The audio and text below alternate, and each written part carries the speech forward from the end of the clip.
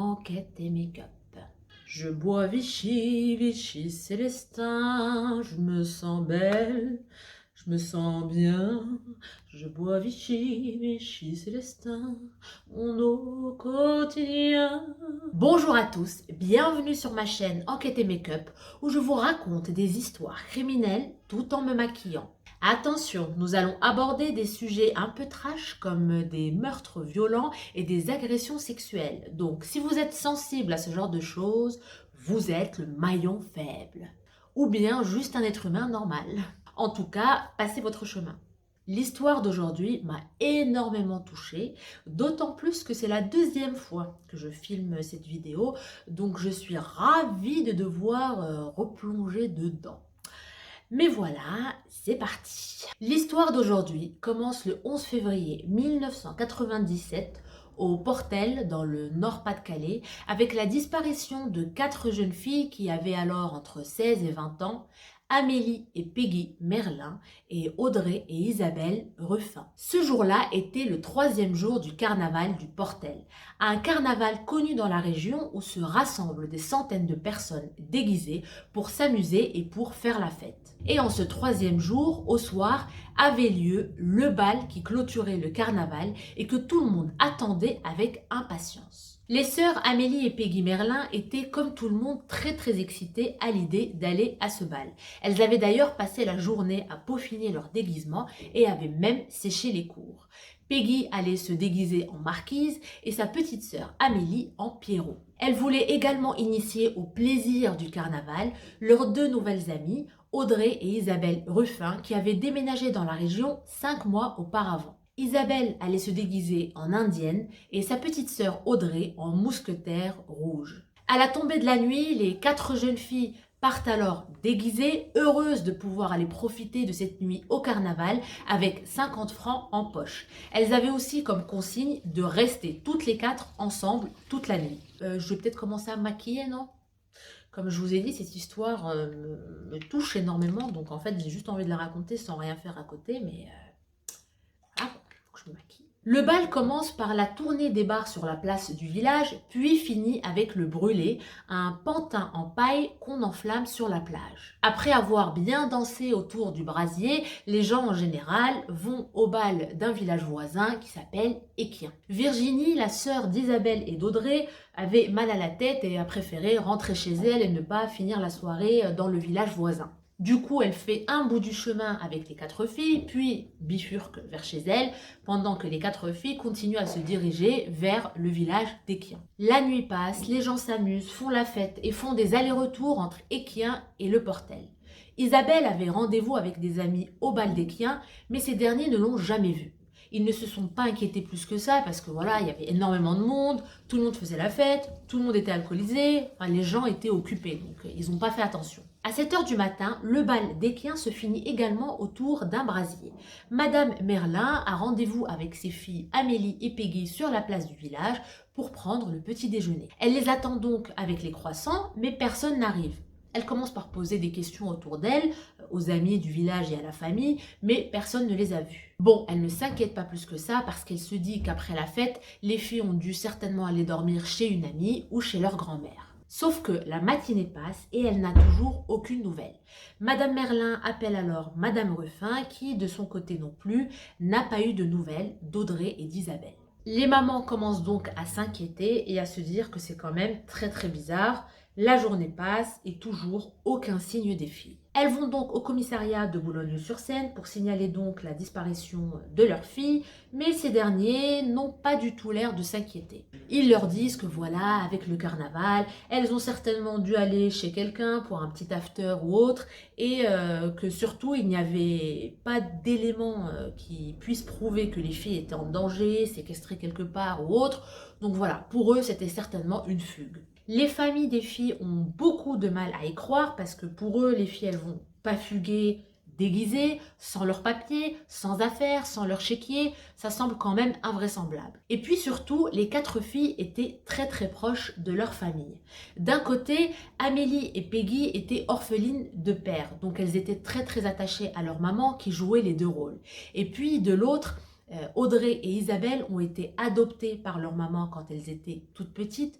Du coup, elles étaient très liées à elle. Et enfin, Amélie devait fêter ses 17 ans 4 jours après et elle avait passé beaucoup de temps à organiser cette fête. Donc, c'était quand même assez peu probable qu'elle décide d'aller fuguer à ce moment-là. Comme la famille a l'impression que la police n'est pas très investie, ils décident de prendre les choses en main. Ils partent alors fouiller les environs, les entrepôts, les caves, les ruines, les vieilles bâtisses, enfin un peu partout dans la région, histoire de voir si elles ne sont pas séquestrées quelque part.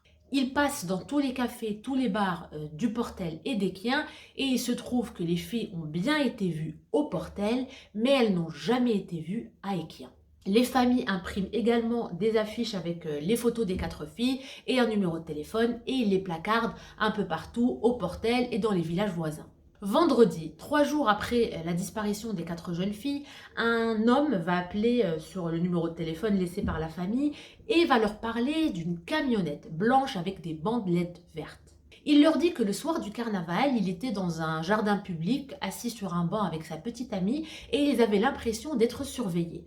Du coup, ils ont pris peur, ils se sont levés, ont accéléré le pas, sont sortis du parc, et là surgit de nulle part une camionnette blanche avec des bandelettes vertes du coup, commence à les suivre, arrive à leur hauteur, le conducteur les interpelle, les regarde un peu bizarrement, puis finit par accélérer en trombe. Le comportement du conducteur de cette camionnette était assez suspect, donc le témoin a préféré en informer la famille.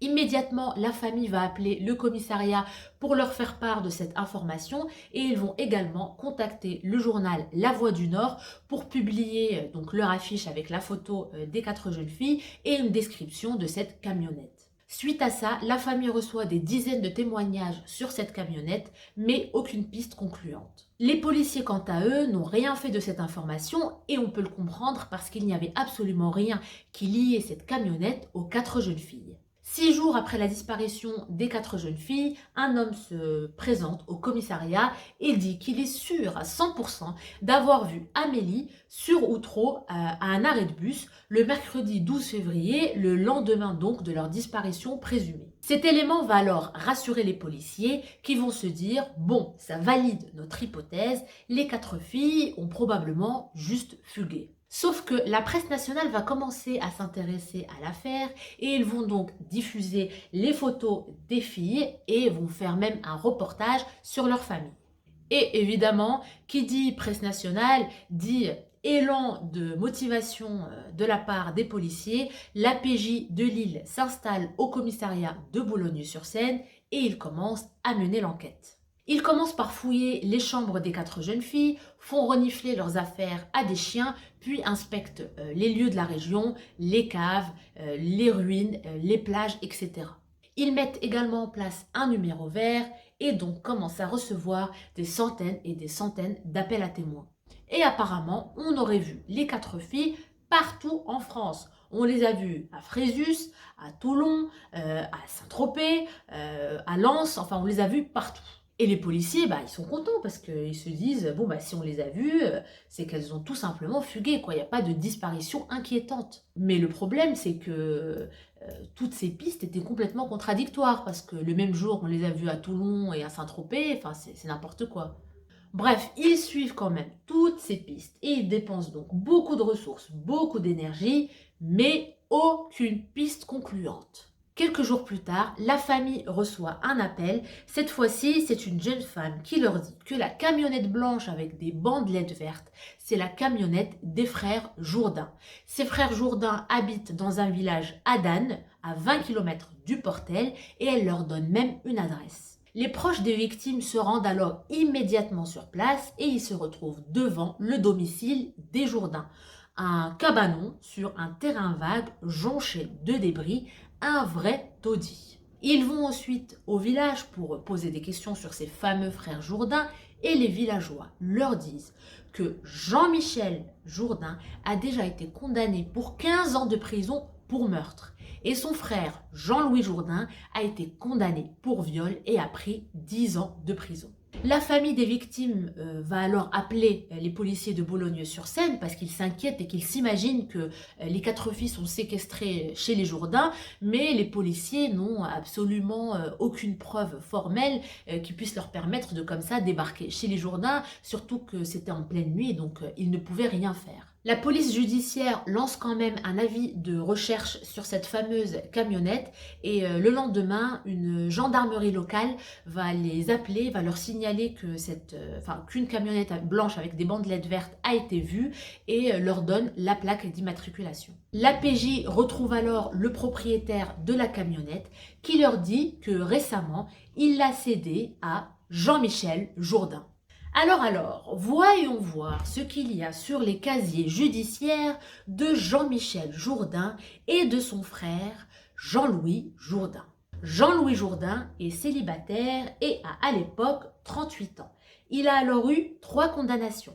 En 86, pour un attentat à la pudeur avec violence, il prend 6 mois de prison. Puis, en 87, un autre attentat à la pudeur avec violence, il prend cette fois-ci 1 an. Puis, en 89, il est condamné à 10 ans de prison pour viol. Puis nous avons Jean-Michel Jourdain, 35 ans à l'époque, marié, 3 enfants. Et Jean-Michel est beaucoup plus violent que son frère. En 1980, il passe devant la cour d'assises des mineurs et est condamné à 10 ans de prison pour un attentat à la pudeur avec violence sur une jeune fille de 13 ans. Et il n'avait même pas 16 ans à l'époque des faits. En 86, il écope de 3 mois de prison pour coups et blessures parce qu'il a tiré sur son père avec une carabine. Et en 1989, il prend 15 ans de réclusion criminelle pour le meurtre d'une jeune fille de 19 ans. Lui disait qu'il était amoureux d'elle, mais il a toujours nié l'avoir tuée. Le 20 février, soit 9 jours après la disparition des 4 filles, 40 policiers sont envoyés aux différents domiciles des Jourdain. Ils interpellent Jean-Michel et Jean-Louis Jourdain à Étaples, où ils louent un appartement dans un HLM. Puis à Dan, ils interpellent leur 3e frère Jean-Luc, sa femme et leur père. Les policiers découvrent alors que les Jourdain vivent dans un taudis, une porcherie. Ça pue, ça sent mauvais, il y a des excréments par terre, il y a des vêtements partout, des animaux morts dans des coins. Et dans ce taudis habitent 9 personnes, dont 5 enfants qui ont moins de 12 ans. Il n'y a pas de toilette, pas de salle de bain. Les enfants courent pieds nus sur de la terre battue et dehors, il y a des dizaines de voitures désossées et des appareils électroménagers rouillés. Et tout ça dans le village propre de Dan. D'ailleurs, les habitants de Dan ont une peur bleue des Jourdain et ils évitent carrément d'aller vers chez eux. Leur père, Louis, est alcoolique, leur mère, Jeanne, est, selon la rumeur, incestueuse, et bref, c'est des ferrailleurs illettrés, ignorants, et qui vivent dans la violence. Et même si Jean-Michel et Jean-Louis louent un appartement à Étaples, ils viennent tous les jours rendre visite à leur famille. Et comme je le disais, ils vivaient dans la violence et ils se bagarraient tout le temps.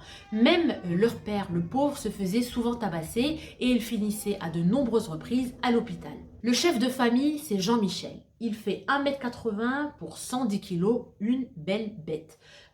Lors de son arrestation précédente, les psychiatres l'ont décrit comme étant rustre, bestial et sans barrière morale.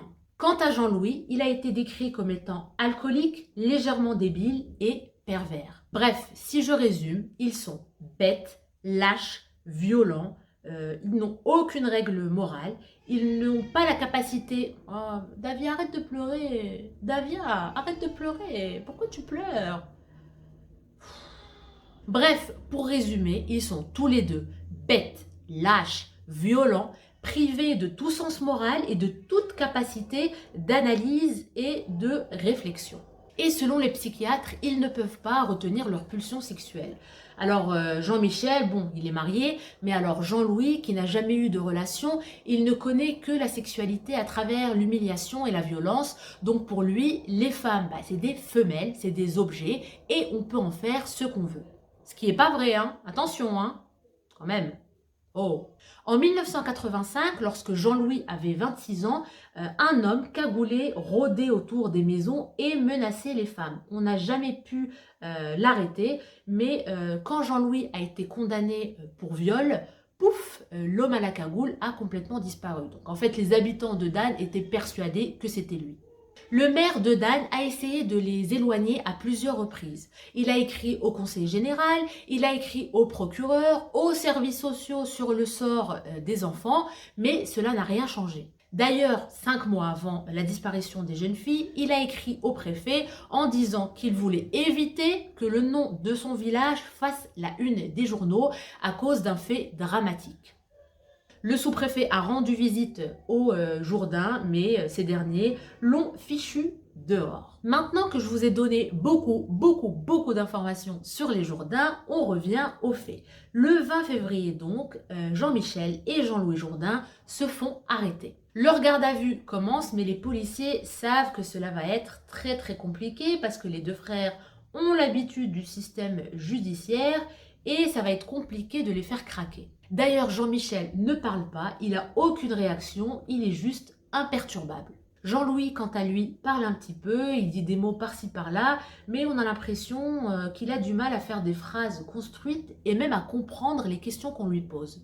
Par contre, dès le début, les deux frères nient complètement être allés au carnaval du Portel. Les policiers ne les croient pas du tout, d'abord parce qu'il y a plusieurs témoins qui ont vu leur camionnette au Portel, et surtout parce que ça se voyait qu'ils récitaient par cœur tous, que ce soit les frères Jourdain ou leur famille, par exemple le programme télé de ce fameux soir, pour dire genre non, on était chez nous en train de regarder la télé, enfin bref. C'était complètement suspect. Ils auraient même dû être honnêtes et dire oui, on est allé au festival, on a passé un peu de temps là-bas, on s'est amusé, puis après on a pris notre camionnette et on est rentré chez nous, quoi. Ça aurait été un peu plus crédible. Et ce qui était encore plus suspect, c'est que leur camion a été repeint au niveau des bandes vertes et l'intérieur a été lavé de fond en comble. Mais à part ça, les policiers n'avaient aucune preuve qui puisse incriminer les frères Jourdain. Au même moment, un couple se présente au commissariat et dit aux policiers que voilà, eux, ils ont déjà apporté leur témoignage au moment de la disparition des filles, mais personne n'en a tenu compte, donc voilà, ils sont là pour redire ce qu'ils ont vu ce fameux soir. Ils disent alors que ce soir-là, ils étaient garés sur la place du Portel en train de regarder les gens s'amuser et faire la fête. Quand ils ont vu la camionnette des frères Jourdain débarquer, stationnée dans un coin, puis les deux frères sont descendus de leur camionnette et se sont postés chacun devant un bar.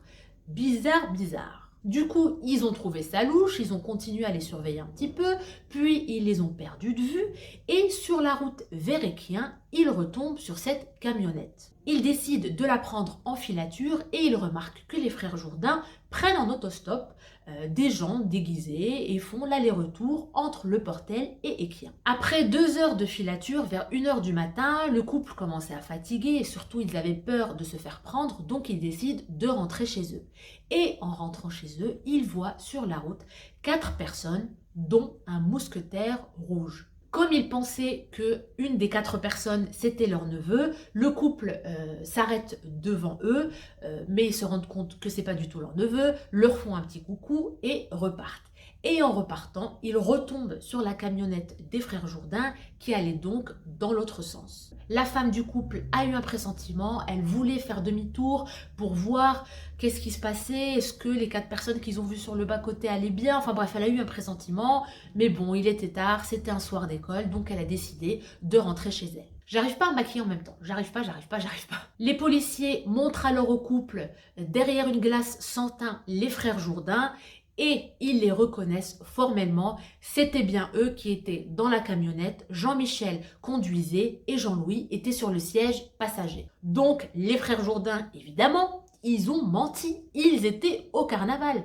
En plus, un témoin, Adan, les a vus rentrer à 7h du matin, ce qui veut dire qu'ils ont passé toute la nuit au carnaval. Suspect. Sauf que, comme je le dis à chaque fois, les policiers ont besoin de preuves formelles. Et ils n'ont plus que 24 heures pour les faire parler. Il décide alors de se concentrer sur Jean-Louis, qui est le plus faible des deux. Comme ce dernier a toujours vécu dans la violence, il se braquait un peu quand les policiers lui parlaient un peu durement. Du coup, ils ont commencé à lui parler avec beaucoup plus de douceur, en utilisant des mots simples, enfantins, en le tutoyant et en utilisant son patois. Il savait également que Jean-Louis a perdu quelques années auparavant sa petite sœur, et il était très proche d'elle, donc ils ont décidé de jouer là-dessus. Il lui montre alors des photos des 4 jeunes filles en lui disant « Tu te rappelles de la douleur que tu as ressentie quand ta petite sœur est montée au ciel ? Eh bien les mamans de ces filles, elles ressentent la même chose, il faut les aider, il faut les rassurer, il faut que tu nous dises où se trouvent Amélie, Peggy, Audrey et Isabelle. » Ils vont le presser en lui disant « Il faut que tu nous dises si elles sont quelque part en train d'agoniser, en train de crier à l'aide dans une cave ou sur la plage. » Et en fait, le fait de dire ça, ça va déjà un petit peu le déstabiliser. Et les policiers, ils ont l'impression qu'ils ont tapé juste, qu'en fait, ce qu'ils ont dit, c'est ce qui s'est vraiment passé. Et là, le policier va lui dire « Je veux les retrouver pour qu'elles aillent au ciel tranquillement avec ta petite sœur. » Et là, Jean-Louis va leur dire « On ne peut plus rien faire. Elles sont sur la plage de Saint-Cécile. » Et là, il fait un malaise, il n'arrive plus à parler, il lui donne un papier et un crayon et il dessine, tant bien que mal, où se sont enterrées les filles. Il les conduit immédiatement sur la plage, dans un endroit reculé, difficile d'accès, recouvert d'herbes sauvages. Et là, les pompiers plutôt, commencent à creuser. Pendant ce temps, Jean-Louis, il était dans un coin en train de jouer avec un chien, comme si de rien n'était, sans remords, sans rien. Enfin, on dirait qu'il avait pas d'humanité du tout. À 70 cm de profondeur, les pompiers voient apparaître un bout de tissu rouge et là, en fait, ils trouvent les corps des 4 filles empilés les uns sur les autres. Les journalistes sont sur place, mais ils sont à l'écart, donc ils ne savent pas trop ce qui se passe. Mais dès qu'ils voient arriver les corbillards, ils comprennent que les 4 filles ont été retrouvées mortes. Et les mamans, à ce moment-là, étaient en voiture sur l'autoroute. Elles allaient voir leur avocat et c'est à la radio qu'elles ont entendu la nouvelle. Les corps ont été retrouvés dans une fosse de 3 mètres de longueur, d'1,50 m de largeur et d'1,20 m de profondeur. Les filles ont été enterrées, empilées, tête bêche, face contre terre. Tout en bas, ils ont retrouvé Isabelle qui était déguisée en indienne. Selon l'autopsie, elle n'a pas subi de violence sexuelle. Par contre, elle a été battue violemment, elle a été frappée très fort, elle a probablement essayé de lutter, puis elle a été étranglée. Sur Isabelle, ils ont retrouvé Peggy, déguisée en marquise. Ils ont retrouvé de la terre dans son œsophage et dans ses poumons, ce qui veut dire qu'elle a été enterrée vivante. Puis, ils ont trouvé Amélie, déguisée en Pierrot, et enfin Audrey, déguisée en mousquetaire rouge. D'ailleurs, c'est un bout de sa manche que les pompiers ont vu en premier. Elle était déchaussée et il lui manquait une boucle d'oreille. Peggy, Amélie et Audrey ont été violées. Le médecin légiste a retrouvé des lésions anales et vaginales.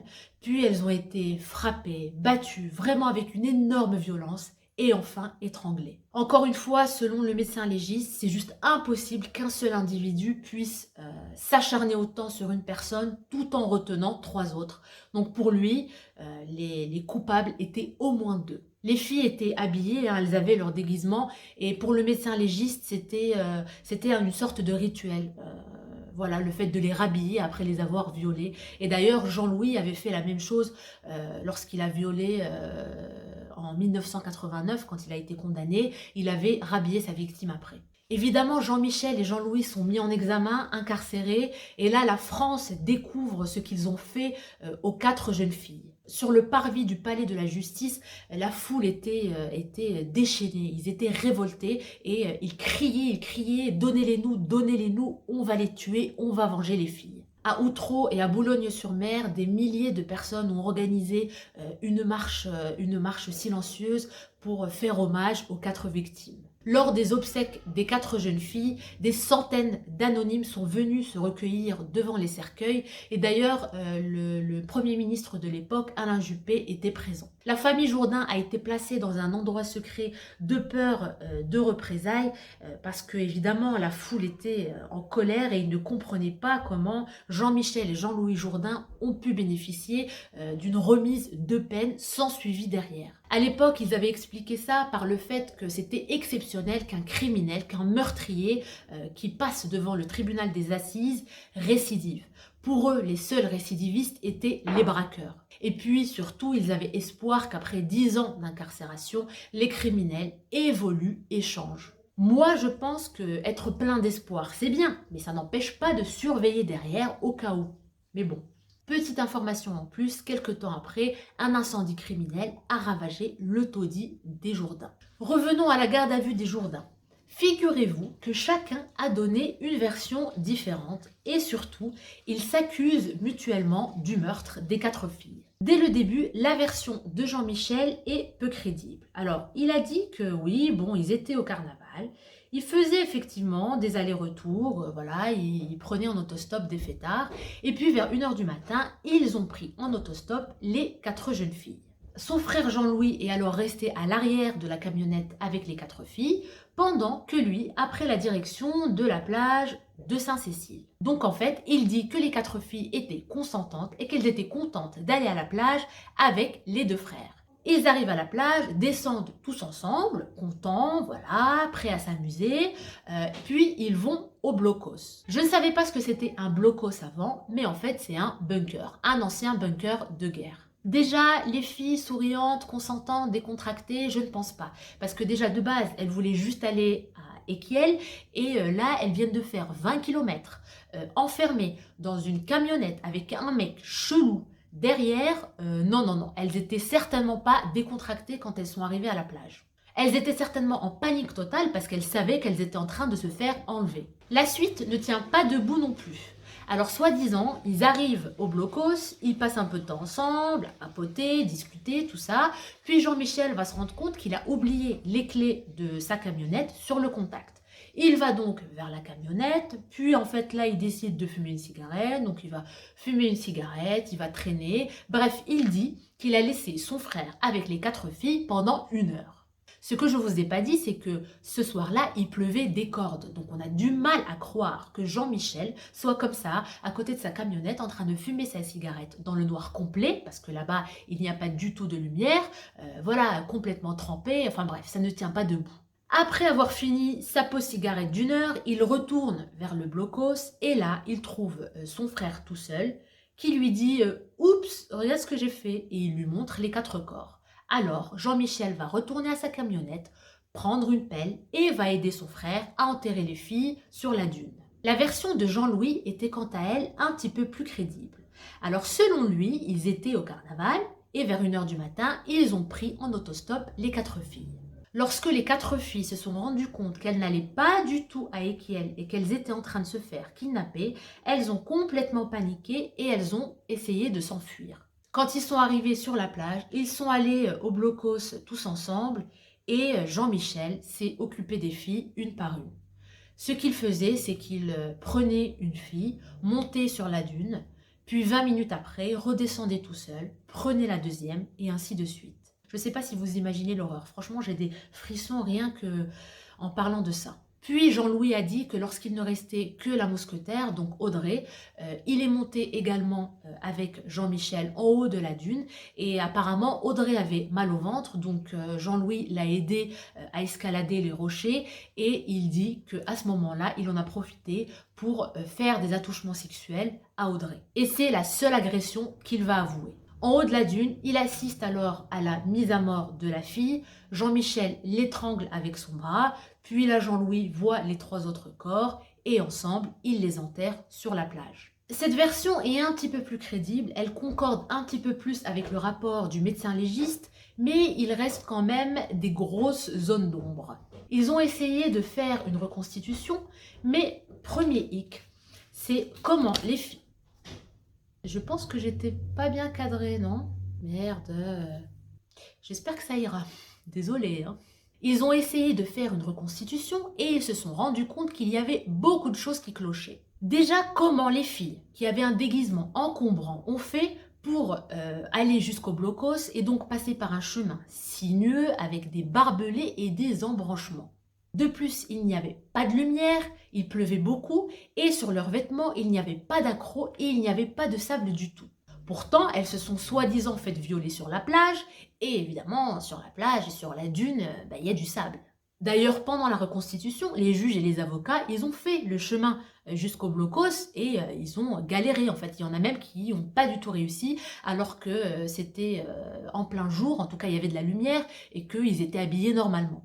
En plus, Jean-Louis s'est basé sur le déguisement des filles pour donner leur ordre de passage, or il faisait nuit noire. Ils ont dit qu'ils n'avaient pas de lampe torche et en pleine nuit, on ne voyait rien. Impossible de distinguer n'importe quel mouvement. Bref, c'était compliqué de savoir qui a commis les meurtres et qui a commis les agressions sexuelles. Ils ont trouvé du sperme sur les jeunes filles, mais ils n'ont trouvé que 6 spermatozoïdes. Et à l'époque, même si l'analyse d'ADN avait commencé, 6 spermatozoïdes, c'était très peu pour établir un génotype. Et puis surtout, à partir de là, Jean-Michel va pas arrêter de changer sa version. D'un coup, il va nier, il va dire « Ah non, non, mais en fait, moi, j'ai rien fait, j'étais même pas au carnaval. » Puis l'autre minute, il va dire Non, en fait, j'étais au carnaval. » Et puis c'est vrai, on a pris plusieurs autostoppeurs, mais je me rappelle pas du tout d'avoir pris ces 4 jeunes filles. Et puis un autre, il va dire Oui, on était au carnaval jusqu'à 1h du matin, puis après, en rentrant, on était fatigué, donc on a décidé de se garer quelque part et de dormir dans la camionnette jusqu'à 7h du matin. Mais alors, comment expliquer qu'ils ont trouvé la boucle d'oreille d'Audrey dans la camionnette des frères Jourdain? Vous vous rappelez, je vous avais dit que sur le corps d'Audrey manquait une boucle d'oreille. Et bien, ils l'ont retrouvée dans le fourgon. Et surtout, la boucle d'oreille était endommagée. Donc, elle n'a pas été juste enlevée, elle a été arrachée. Donc, les filles ont clairement reçu des coups dans la camionnette. La théorie des policiers et des avocats est que tout s'est passé à l'arrière de la camionnette, les meurtres et les viols. Même si le fourgon était petit et qu'ils étaient à 6 avec 2 hommes à la carrure impressionnante. Le 16 octobre 2000, à Saint-Omer, commence le procès des frères Jourdain. Tout le monde est là, tout le monde se bouscule, tout le monde veut voir les 2 ogres du carnaval. Et surtout, tout le monde se demande si la vérité va éclater au grand jour. Jean-Michel, il va assister à son procès comme s'il n'était pas concerné. Il va répéter sans cesse « Je ne comprends pas ce que je fais là, moi j'ai rien fait ». Il va rien dire du tout. Jean-Louis, quant à lui, veut essayer de parler, mais personne ne le comprend. Déjà, il parle en patois, mais en plus, il a un fort accent. Pendant le procès, l'avocat général va tenter de prouver que le meurtre des 4 filles était prémédité et que même la camionnette a été achetée dans ce but même. Une jeune fille va alors témoigner que 2 jours avant le carnaval, les frères Jourdain ont essayé de la kidnapper. Elle était dans une cabine téléphonique quand elle voit la camionnette arriver devant elle et en plus du conducteur, Jean-Louis était à l'arrière avec la porte entrouverte. Heureusement, elle a réussi à rejoindre un ami qui était dans une cabine téléphonique pas loin et donc leur plan est tombé à l'eau. Bref, tout ça pour dire que les frères Jourdain avaient planifié cet enlèvement et que pendant la nuit, quand ils faisaient les allers-retours et qu'ils prenaient des autostoppeurs, en fait, ils attendaient de prendre une bande d'autostoppeuses sans hommes. Et dès qu'ils sont tombés sur les 4 jeunes filles, eh ben, ils les ont kidnappées.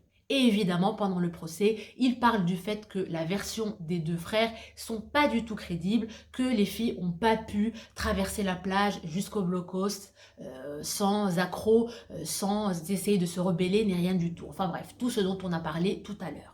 Comme toujours, j'aime vous donner des petites précisions sur le procès.